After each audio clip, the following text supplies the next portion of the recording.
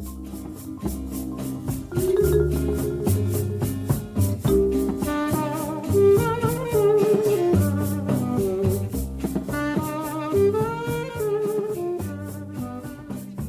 this is Cole Smithey. I'm here with Mike Lacy, and the name of this podcast is Grande Bouffe. The Big Feast, to translate it. Cole is already mad at me because I've lowered the culturedness of this podcast, but I like The Big Feast. You want Le Grande Bouffe? It's all good. We're here to talk about movies. We're here to copiously consume international culture and politics through a prism of a single film in each podcast. And the film that we're going to talk about today is Jafar Panahi'S Taxi, also known as Taxi or Tehran Taxi. It's got all those names. It has all those names. Is there like a long disambiguation page for this movie to get you to it? I somehow saw that on IMDb, and I came up with an alternate title, another one. I didn't even know there were alternate titles. I came up with it. Are you ready for it? Sure. Iranians in car getting chatty. Iranians in cars getting chatty. Messed up my own joke.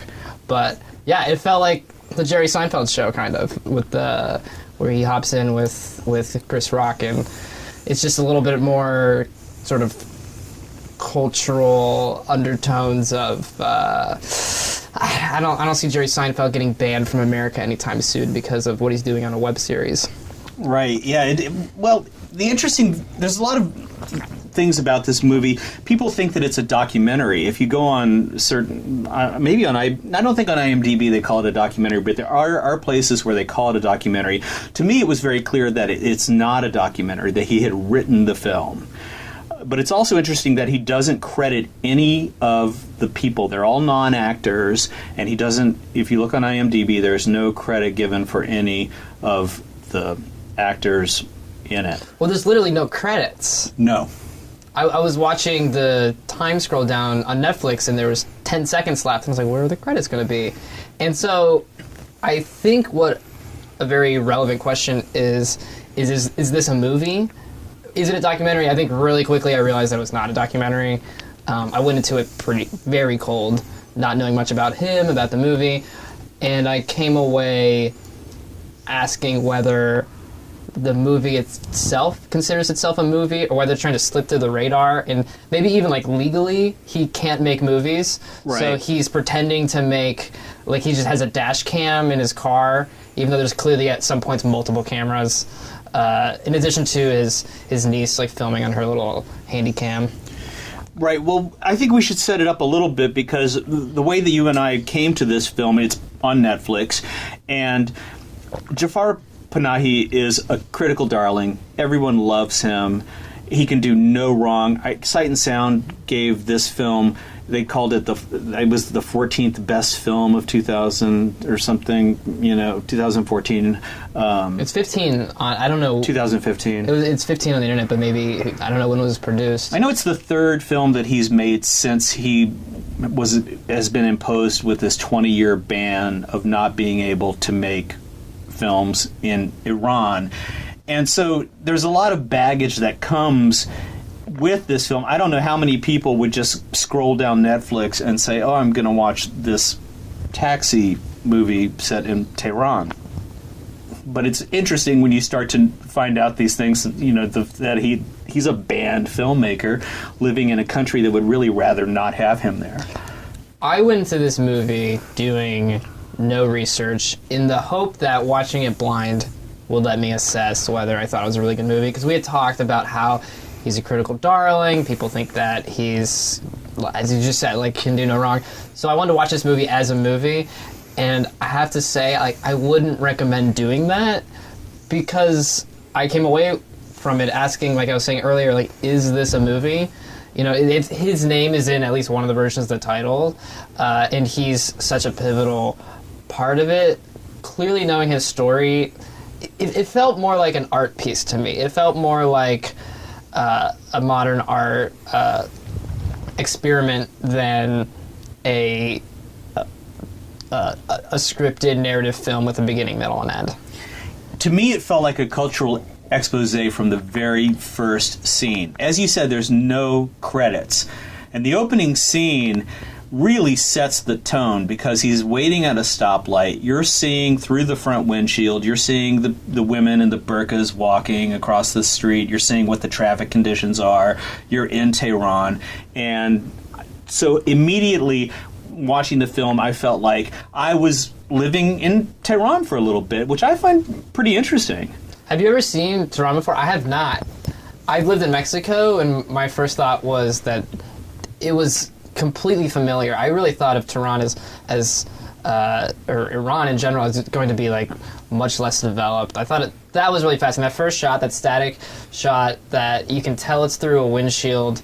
And I remember I took notes thinking, I was like, all right, we're just having an opening POV shot in a car. What is the point? Like, are you making a point? This is somewhat boring. It's it feels like I'm watching like a Russian dash cam thing. And then it really sold me on it because his hand, it turns because he gets the passenger in, and it's acknowledging that this is literally a camera, like in a car. It's so great. The way that he introduces the film, he drives, he picks up his first passenger, the passenger gets in, and the passenger sees the camera, and he says, oh, is that an anti-theft device? And that's what sets the narrative into motion about these philosophical discussions about how to treat criminals. And, it kicks right in with this discussion about this criminal situation where this man who knows someone who got robbed and he thinks that the criminals have been hung, and there's another passenger in the backseat, this woman who turns out to be a teacher, and she says, when you're quick to dispense with others' lives, maybe the poor guy did it out of need. And that really hit me because you would never hear an American say that. If you had that same conversation in Richmond, Virginia, there's not a single person who would ever look at the criminal as being somebody who was maybe desperate and in need, and that they're a human being too. So this is launching into what is definitely the through line of the movie. If you're not picking up on its commentary about theft, about mugging, about how an zealous justice system sort of creates more chaos and like more violence and isn't really fixing it, then I think you'd be like, what is this movie about? And I have to say, like, it's both where it like comes together and starts to get kind of weak, in my opinion, because the sort of the philosophical off the cuff arguments that people are making, I don't know, I think they're a little basic. They are. They're mundane and pedestrian, but I think that's why some people, I think, are confused and think that it's a documentary, because he lets that kind of normalcy breathe. He's not concerned with trying to hype up the dramatic punches of the movie. And as there's a couple of things that I want to talk about with Jafar, because he's such a charming person. There's just something really ebullient and kind about his face. He seems like a really nice person. And when he picks up his daughter from school, and she's giving him attitude because he's late to pick her up, but she's a would-be filmmaker. And then when she starts to talk about the rules that her teacher has imposed on her for filmmaking, for her short film that she has to make, and of course she's looking up to her father as this filmmaker who makes undistributable films, and her teacher has given her these rules for what can make a movie make her movie distributable.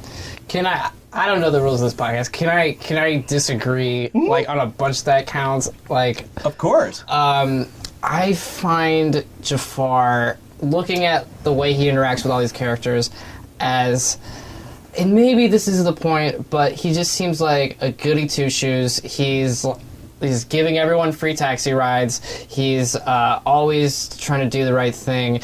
And I don't want to be particular. I think it's his niece that he's picking up. Oh, the niece. I'm sorry, it's the niece. No, you're right. It's the niece. Sorry. Right. But I just feel like his character, we can call it that, is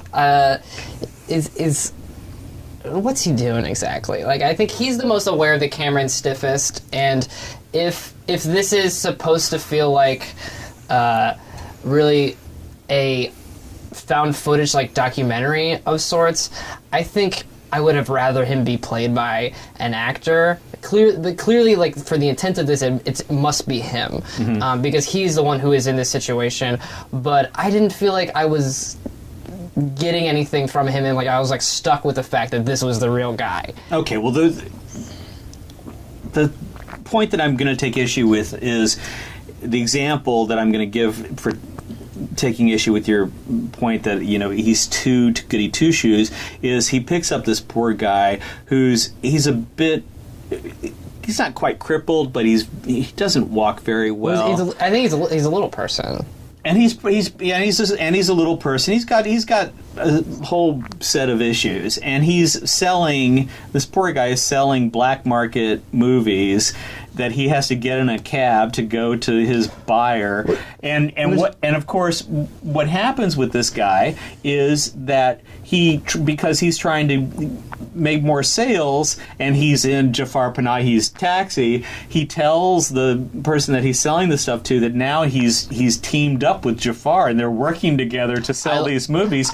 And Jafar kicks him out of the cab at that point when he realizes that this guy has crossed a line. And that, to me, was the first time in the movie, and it happens early in the movie, where you see him do something. He takes decisive action against somebody who is objectively not a well-to-do person.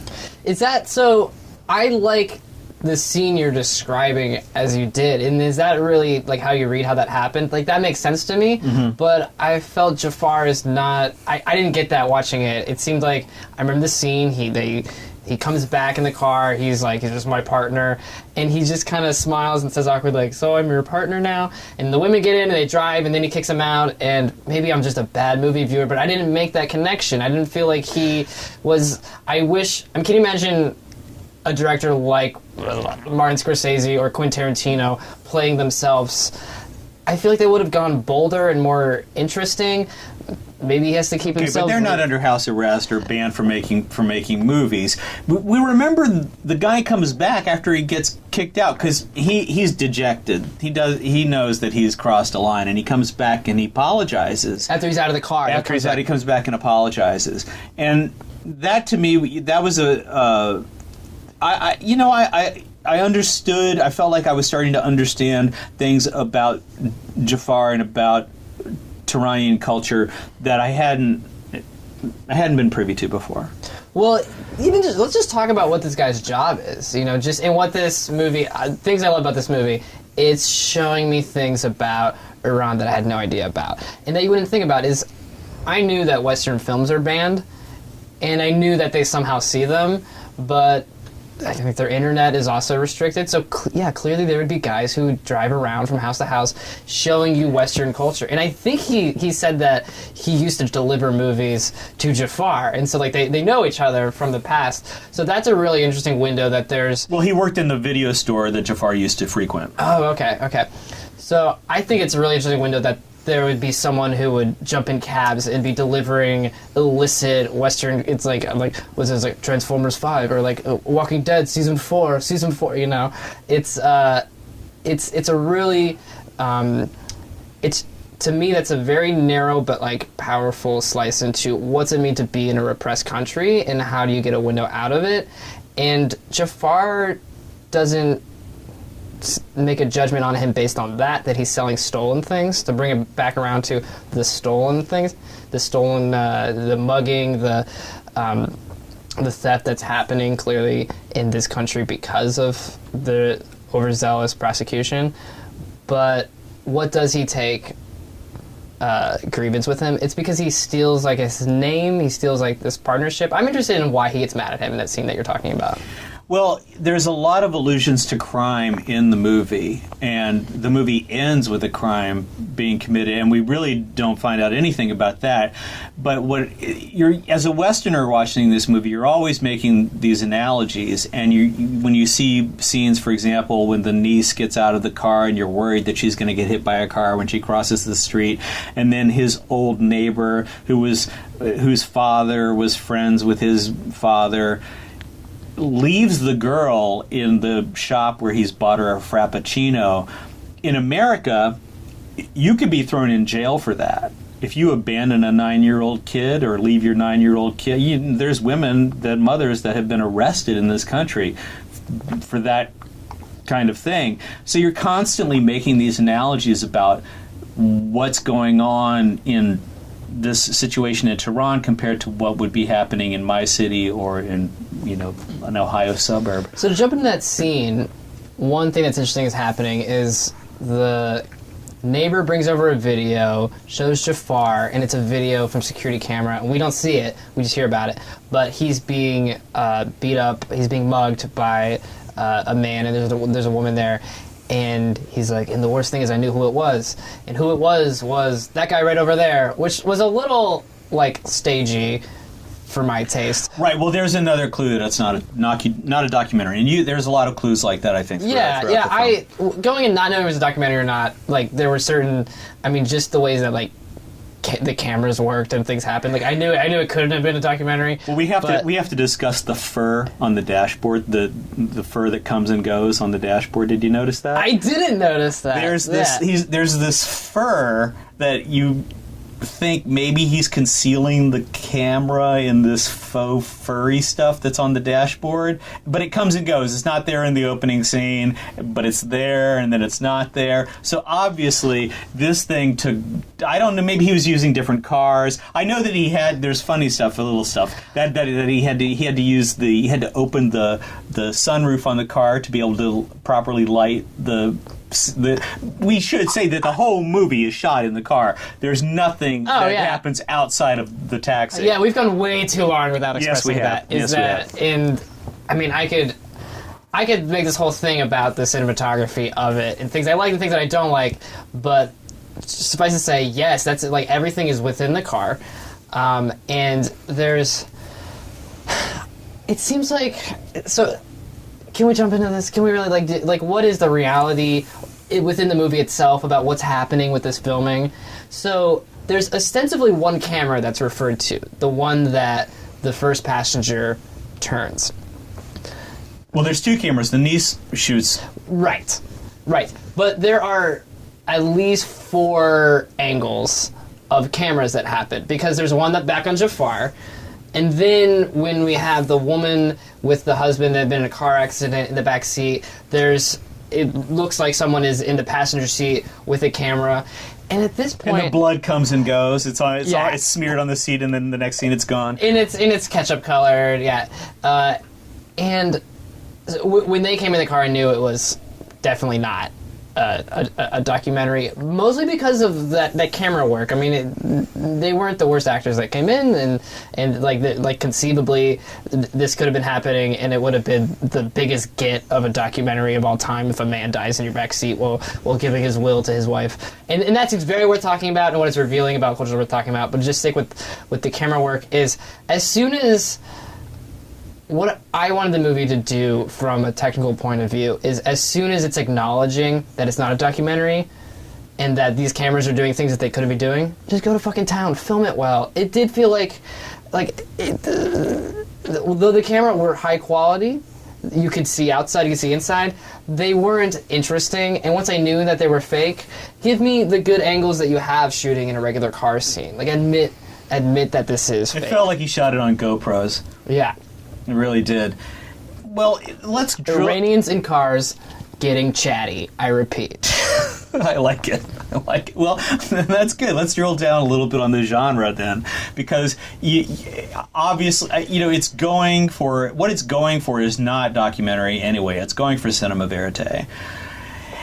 That's a good point. And so it's real time. It's not a documentary. You don't have real time documentaries.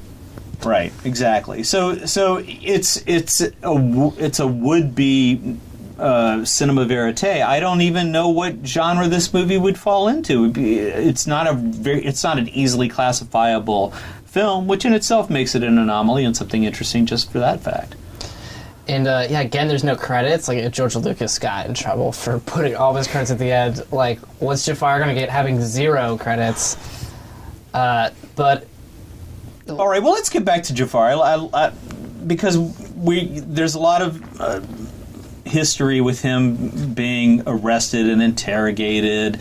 When he flew into JFK on his way to a film festival, they detained him and sent him back to Hong Kong. I guess he had come through from Hong Kong, and so they sent him back to Hong Kong. They wouldn't let him make any phone calls. There's a lot of political interest. He's the Ai Weiwei, if you will, of Iranian cinema. So Cole, let's pretend I know virtually nothing. Let's Sure. Which I'm gonna admit is like kind of true. But for the sake of our audience, what's his story? Tell us a bit about how he came up, and I'm really intrigued at what kind of films he's made based on the things he's saying about films. He says to a film student at one point, who is making an argument about why he should be the next great filmmaker, saying, "I've read all the classics, I've seen all the classic films." And Jafar's thing is to say, stop reading, start making movies. Like the Quentin Tarantino argument. Exactly. Right. Well, his first film was The White Balloon in 1995, and this was a traditional narrative film that broke him out as this fantastic filmmaker, as this Iranian force to be reckoned with. And I should say that the goldfish, because there's a goldfish that shows up in this movie, I think the goldfish is a bit of a recurring device.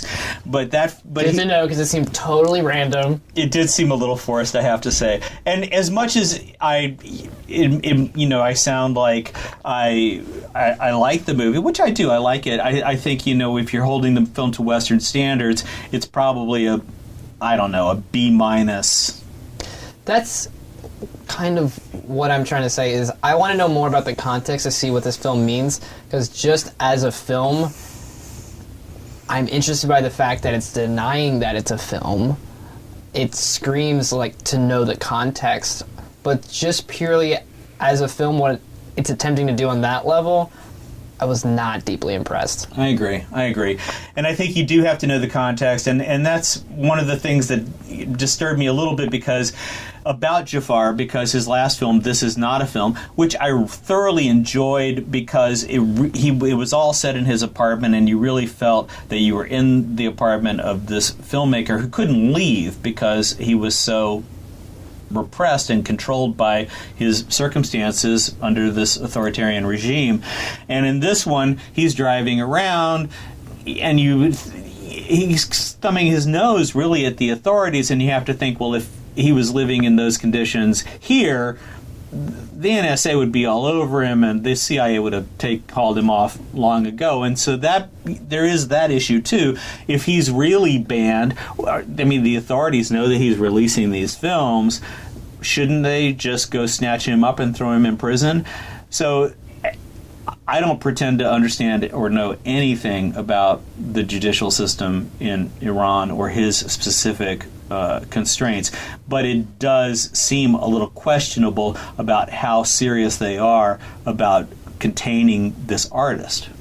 It is really intriguing to me that his last film was called This Is Not a Film. I felt that this one was continuing that argument, and I wonder if he is literally riding the line with things like not having credits. And I know these are questions that we can look up and find the answer to, but I like looking at the content in itself and seeing these questions presented. It seems like this movie is trying to make the argument that, no, maybe I was just driving around in my car, and why couldn't I release video that I shot in my car? It's not a film. It seems that Iran has these very Hays Code times 10 level restrictions on what a film is.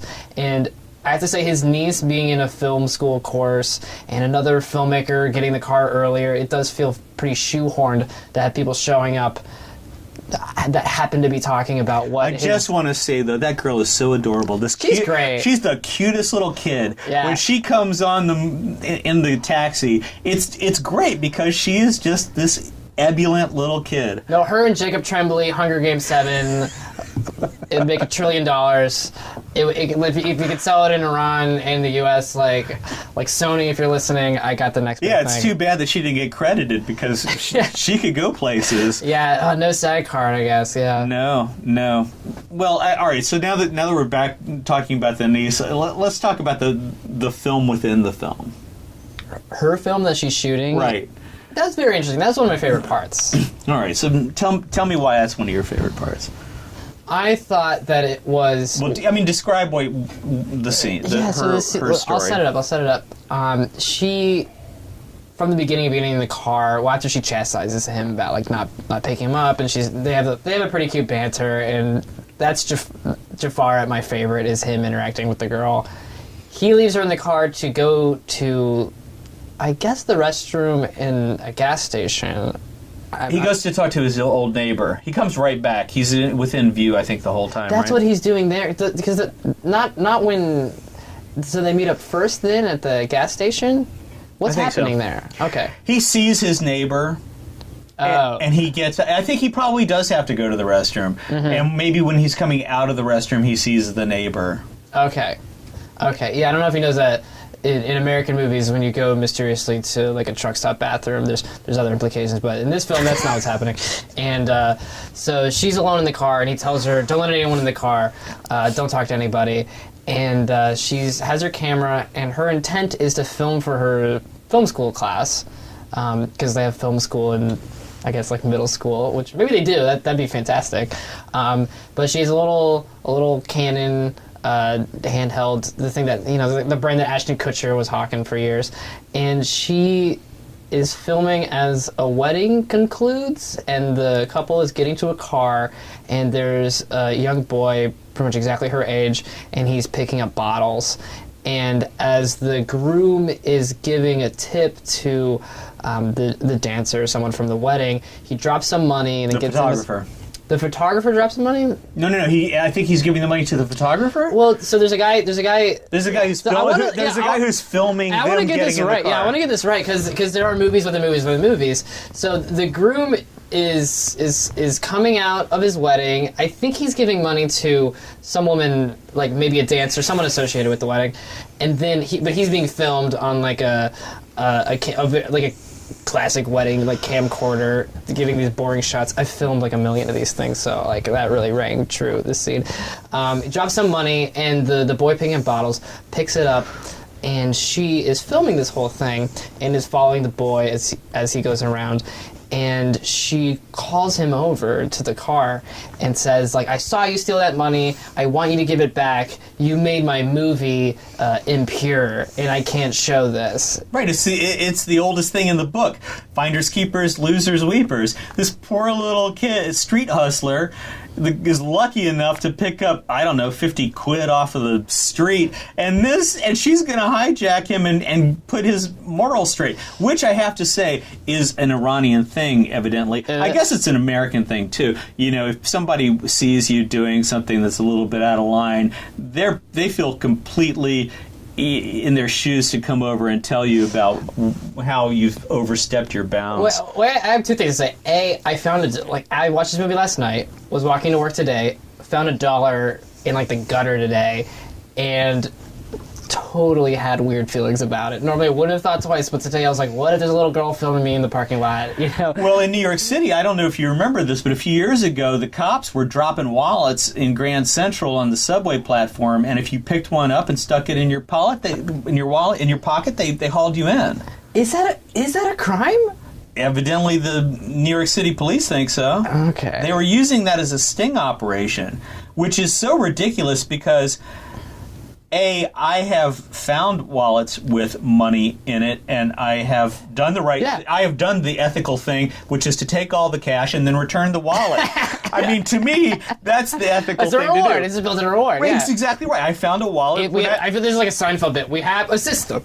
When I lived in San Diego, I found a wallet with about $450 in it in a hotel parking lot, and I took it into the bathroom stall so that I could empty it privately, and then I walked back out to the parking lot, and I casually dropped the wallet as I was walking, and then I turned around and walked back, and what is this? And I took the wallet back in, and I gave it to the manager at the front desk, and I said, I found this wallet in the parking lot. Oh my God, cool. This is not a millennial problem, I have to say. I've never had a wallet with more than $11 in it. I like debit cards for life, man. Well, for the record, this was about 1983. Yeah, exactly, yeah. It's your savings account in there. anyway, to get back to the second thing about this is that she's being totally self-serving. She's not asking him to give the money back because it's the right thing to do. She is, and this is where I think the commentary on art in Iran really like hit a great note for me. Was she's asking to put it back because her film will be quote unquote distributable now.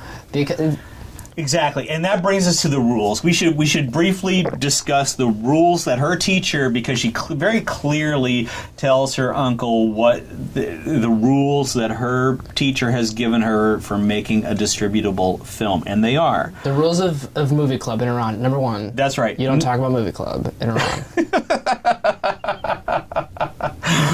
Very close. Respect the Islamic headscarf. That's number 1. That's number 1. Don't muck about with the headscarf, okay? The headscarf. Just lay your nose on it. No, and don't. If it's dirty, wash it. Don't be seen without it if you're a woman. No contact between men and women. Goes without being said. Well, but it makes me look at a movie like this and think, how does a woman even get in a taxi if that's the case? Because if it's a male driver, there's contact. She's going to have to pay him. I don't know. Avoid sordid realism. That's a fascinating one. I mean, because then you've got this weird word that it would just... I mean, I'm 53 and I don't really... Sordid? I mean, I live in New York City. Are you kidding? Sordid? Well, it's everywhere, Yeah, I don't want to hijack it from here. Let's go back to this, but real. To me, the interesting word in that one is real, and this movie I think is really asking the question, what is real? There's a quote from Kevin Smith of since we have a very highly cultured podcast here, but Kevin Smith said, how do I not make an R-rated movie? If I film my life for 90 minutes, it would have an R rating because I would say fuck twice. And I think this movie is... And pee in the sink. Hey, man. You're speaking on my life. Yeah, I'm right there with you. This movie is making a similar argument, which is if you just leave a camera running, you're making a quote-unquote undistributable film. So what is that saying about the nature of filmmaking in your country? Right, and I think, for my money, I think this is where the heart of the movie lies, is in the film within a film and all the explanations of the rules. So let's just kick on through the rest. I'll just get through the rest of them quickly, and then we can go back over any of them you want to talk about. Avoid violence, clearly. I almost think that they were stealing from Dogma 95 a little bit. Avoid the use of a tie for good guys. This is fascinating. That's interesting. Right. Because... you can't be a businessman and be a... Because that's a Western concept. It's a very anti-Western thing right there, yeah. But I think, I don't know, I'm assuming that. But I think that it's their interpretation of how Westerners disguise or make themselves into good guys. Donald Trump, I guess, Sure. He's a good guy because he always wears a tie. The tie thing is a little strange, but people do wear ties in this movie, and I'd like to know more about that. Is Jafar wearing a tie? I don't think he's wearing a tie. No, he's not. But his old neighbor is wearing the tie. I felt that guy creeped me out. He creeped me out too. Yeah. But he was also a victim. This is a guy. Right. This is a guy who got his head beat in a month ago, and you get that feeling. I have to say, the acting in this movie is good. Even for a bunch of non-actors, I thought he was especially good. I think he was good. Please keep going, but I'd like to return to grown men talking about trauma in this movie was really very interesting to me. All right, so the next rule that the teacher gave the little girl is avoid the use of Iranian names for good guys. Instead, use the sacred names of the Islamic saints. So that was fascinating to me, and here's my take on it. And this is a very not even Wikipedia level take on it, but my impression was that Iranian culture is probably like the vulgar compared to the traditionalist Islamic kind of culture where you're hearkening back to things. And that's such an interesting thing to if that's right, and I'm totally guessing here, but to think that the specific culture of this land is not, at the end of the day, sacred or special, and that they're really reaching back for some more dignified culture, really opened up a new level of cultural complexity to me. Yeah, it brings up a lot of questions about how these people live their daily lives, because it does seem like a very repressive culture to me. Not to say that America isn't terribly repressive. The fact that cops have killed 275 people so far this year, that's just unbelievable to me. 5/6 of whom were unarmed. I mean, I don't know how people get in their cars and go drive around. I live in New York City. I'm lucky. I don't get in a car and drive around. But if I lived in California, I used to live in California for 18 years, and I would just be scared of being pulled over and beaten or killed. And I'm a white guy. Yeah. I can tell you my funny story about how I got out of jury duty. That's another story. Let's save that for 12 Angry Men. Right. I think that's... it could go so many directions in this. Talking about our relationship with the justice system, our view with... So, I work every day with men and women coming out of jails and prisons, and am a bit like awash with the justifications that people give for committing crimes. And this movie is really dealing with their country's view of what causes people to commit crimes and how to curtail it. And in some ways, we're not that different. The teacher brings up how they are one of the top countries in executing criminals. We're, of course, one of the top countries in imprisoning people in general. And it seems to be coming from a similar headspace from a culture that is so different, or at least a culture that really likes to highlight how different it is. So there's a lot of commentary that seems foreign and inapplicable, but I don't know how much more nuanced our view is of people who commit crimes. I have to say, I think it's getting better. I think that was not brought up in why people commit crimes. This movie is making a big argument about people committing crimes because of need. This Jean Valjean argument, which to me feels a little simple or is just reflective of a culture that is having crime coming from more specific direct economic things. My day-to-day of seeing people committing crimes, addiction is so huge in it. And I don't know what's going on around regarding that, but to just say how this compares to our culture for a second, we're grappling with people committing crimes in the throes of addiction, and so that's why it felt simple to me. It's such a good point, and I know someone who sat on a grand jury in New York City, and if you get called up for a grand jury, it's a minimum. I think it's 3 weeks. It's either 3 weeks or a month. It might be a month. It's a long stint that you're in for, and she said that by far, almost all of the cases that came through there were drug-related. You'd have some situation where some girl at a club sold some undercover chick one pill of some variety, or ecstasy or whatever, I don't know. And, she may end up spending a lot of time in the pokey. And her whole life will be shot, and it's up to these jurors to decide, is this something that this person deserves to go away for. And I think we are very overly interested in prosecuting people for minor drug offenses, but a lot of crime also happens because people are consumed with addiction, and we do not have a good view towards helping people deal with that. And so much of our justice system is caught up with that. So when I was looking at its arguments about crime, I'm coming from that lens, not knowing what's happening in Iran, not knowing if that's contributing to what is an apparent spike in crime.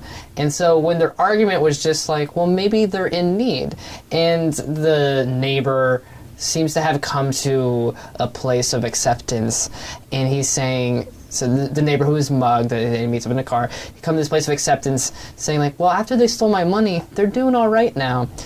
And I find that untrue to my experience of knowing a lot of people involved in the criminal justice system. But that's in America, you know, I can't say I know what's going on over there. But that's where it's this like moralistic, like teaching people, opening their eyes.